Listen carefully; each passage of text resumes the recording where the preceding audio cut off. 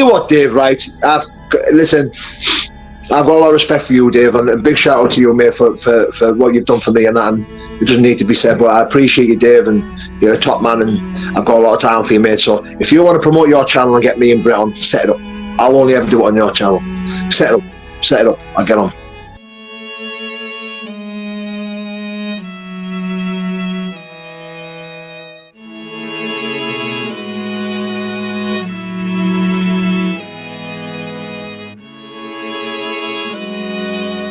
So you can dance, dance, dance like a dildo.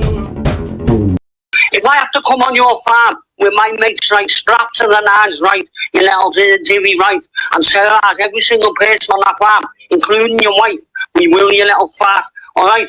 So you better shut your mouth.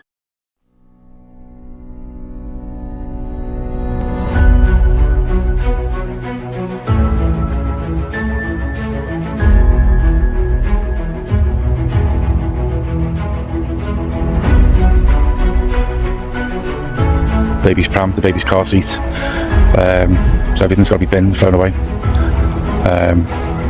Nightmare, mate. Absolute nightmare. Yeah.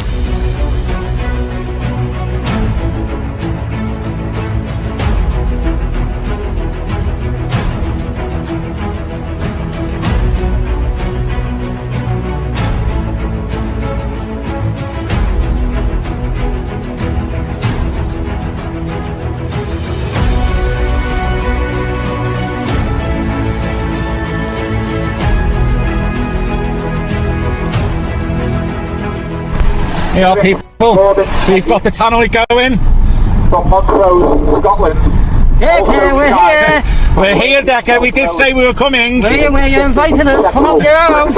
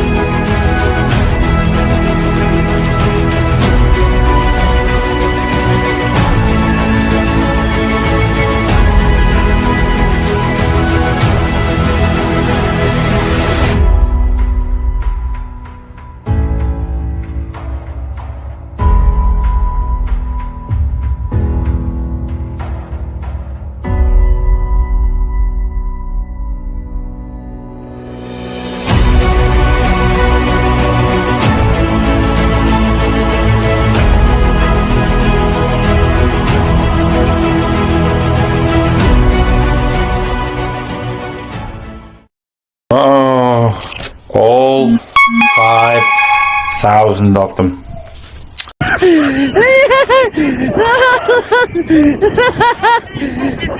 That's how you do it, Tucker. We don't want to damn me. Oh my God. Go some shit TV here. Just with Dodgy Dave. Motorsports buggies. Spreading awareness of the wronging. Big Roxy. Decker. But we're only in Montrose. Expose your TV here. There we go, Decker. Who said we wouldn't turn up, eh? Dodgy Dave, lad. What's going on, Expo? You alright, lad? Well, what else can they do, DJ? They need some content, don't they? It's funny, isn't it? He won't get in a car with me. The silly bastard. He won't be getting out the fucking car. Silly cunt. I'd like to act hard on a fucking YouTube channel. Someone said to him, why don't you go to fight with Taunting? He won't get out the car. You silly big fat mess. You couldn't even find your balls over your belly, you silly mess. You've got me number, you've got me address, you've got a motor. Don't make videos, get yourself in the motor. And I'll show you up. For the fat bastard you are. You dirty fat robbing old granny fucker. You'll get put straight embarrassed. You know what I mean? As if you go on YouTube and go, Toddy won't get out of the car, you silly bastard. If you were men, you'd be at me now, wouldn't you? You know what I mean? It's funny, isn't it, back up? Funny as fuck. They've got to act hard on a YouTube channel just to get a bit of content. Ask John McClane what he said to him. Me and Jimmy Savile were going to go for Tony, and John was creased, laughing his head off. He said, "You silly bastard." Tony don't give a fuck. He'd have his chinky, pull his machete out, chop you up, and go back for his special fried rice. He went, would he?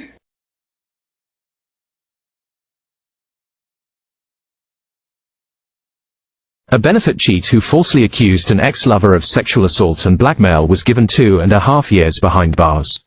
Convicted conman David Williams, 34, told police the woman drugged and handcuffed him before molesting him with a sex toy. Williams, from Prenton, Wirral, also suggested she threatened to blackmail him by saying she would claim he indecently assaulted her children. The dad of 5 was first jailed in December after conning an elderly woman out of her life savings and swindling £120,000 of taxpayers' money by pretending he and 2 of his daughters were disabled. He claimed he was unable to work while setting up a business installing satellite dishes and aerials on people's roofs from his former address in Gresford Avenue, West Kirby. Liverpool Crown Court heard how Williams, who attended his last sentencing on a mobility scooter but now walks unaided, was found guilty of perverting the course of justice. Recorder Paul Reed, QC, said Williams lied to police between April and July 2013. The judge said the case centered around the relationship between Williams, his wife and another couple. Mr. Reed said the 2 couples met in 2007 or 2008, but in October 2011, the other couple split up. He said in 2012 Williams started helping the woman move into a new home and bought her items. The judge said, "I'm satisfied there was a sexual relationship between you and her in the terms she described when you told her you were estranged from your wife." Mr. Reed said they slept together twice before she realized Williams was back with his wife. The judge said there was also a sexual relationship between Williams' wife and the man in the other relationship. The other couple got back together and an acrimonious relationship developed between the 2 men. Mr. Reed said there were allegations and counter-allegations of harassment, damage and the like. The other man was slapped with a restraining order preventing him from contacting Williams, which he breached in March 2013.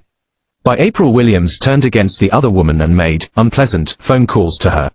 On April 20th he was warned by police about harassing her. Mr. Reed said, "This from your point of view was the final straw. You went to the police and made a false allegation of serious sexual assault, coupled with blackmail." He refused to be medically examined but went into enormous detail, describing the incident. He said he was drugged by her, taken upstairs, stripped naked and subjected to a violent assault with a sex toy.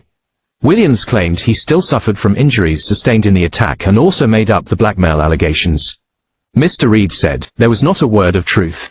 He repeated the lies to the school's head teacher and other parents. The accused woman was arrested in May. Police searched her home and seized computers and cameras. She said, "I felt my privacy had been invaded. Even though I hadn't done anything wrong, I felt guilty. I was shocked even he could say something that awful." Mr. Reed said she left her job, couldn't eat or sleep properly and had to face the prospect of social services getting involved. It was not until July she was told no further action would be taken, and the court heard officers wasted 80 hours investigating the case. Court with Steve Sneed from the DWP, where David Williams has been sentenced today for a series of benefit frauds and fraud cases as well. If you just want to outline the case from your perspective, Steve.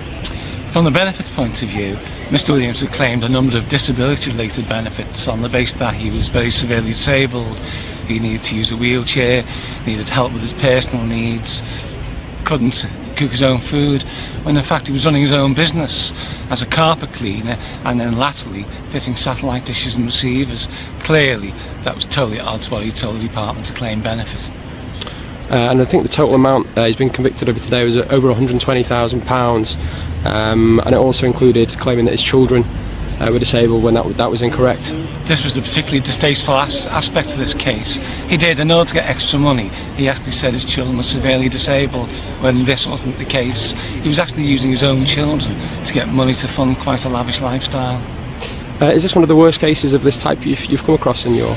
In the many years I've been in the department, not just only in terms of money, but in the fact that there were other offences relating to other departments. He was just leading a life of lies, and it was all simply down to greed, to steal both from the taxpayer and from individuals. And what message do you think this sends out to other people about how seriously the DWP take these offences? Well, it was a long and complex investigation. At the end of the day, we're talking about £120,000 of taxpayers' money. As a result of this, he's gone to prison for 3 years and 3 months. This sends out a very strong message that benefit fraud, along with the other frauds he committed, it is a crime, and when you're caught, you do pay the consequences, which in this case is a prison sentence. Thank you very much.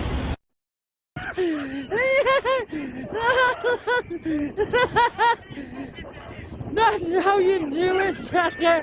Hey, we don't want to me. Oh my God.